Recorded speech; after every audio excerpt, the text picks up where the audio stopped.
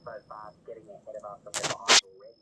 I think we can look at the fact that the government now, 20 years after social media really first exploded, looking at banning it for teenagers and wonder whether we might find ourselves in a similar position in 20 years' time with AI.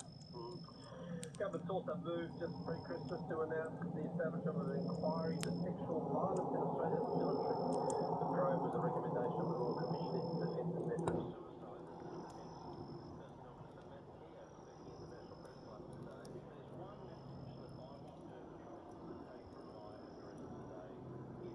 If you engage sexual violence, you can presume that you no longer have a job. How broad is this inquiry likely to be?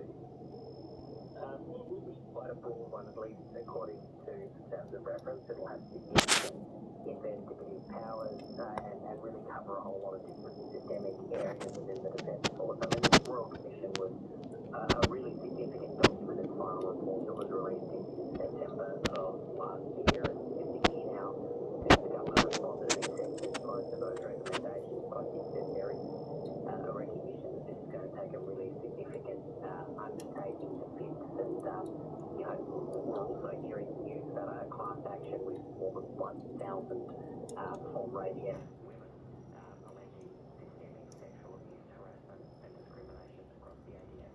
1,000 is an extraordinary number, and so the depth of what might be a cultural problem for the Royal Commission has unearthed here, and the difficult rocks that will have to turn over to I suppose get to the bottom of that. What can you do with such a large institution and an important institution to shift that culture?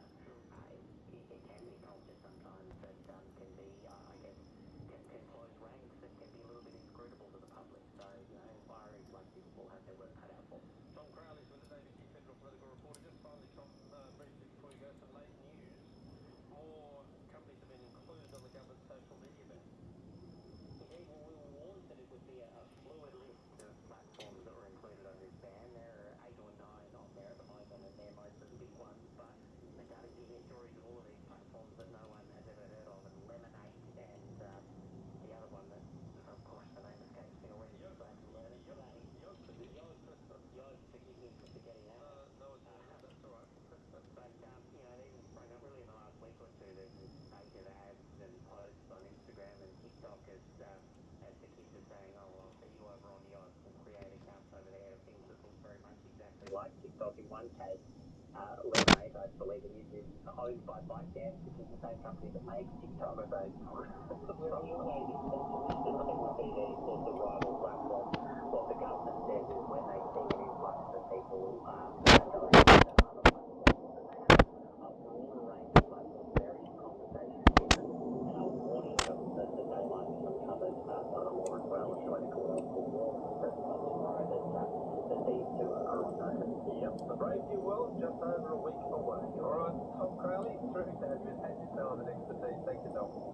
Pleasure. Tom Crowley's ABC Political Reporter working in Canberra with our news breakdown. On ABC Radio. All right, we've got news streaming with Michael Adams. Where are you calling from? Or the local news channel. Join the local ABC with the sunrise each weekday. Join us for breakfast weekday mornings right here on ABC Local Radio.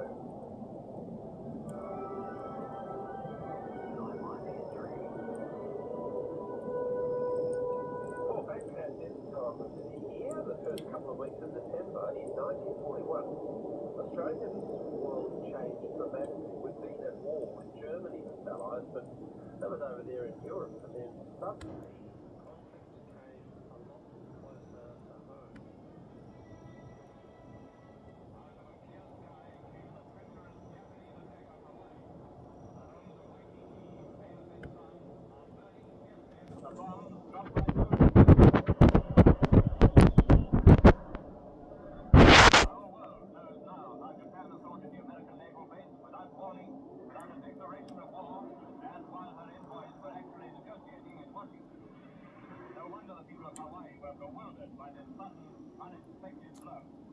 Yes, indeed, everything changed. The Japanese attacked on Pearl Harbor. Not just on the US in Hawaii, of course, but also British holdings in Malaya and Hong Kong and other Pacific targets made World War II a truly global conflict. And what was the Australian home front like in the week before and after? To tell us some more about this epic slice of Australian history, we're joined once again by Michael Adams.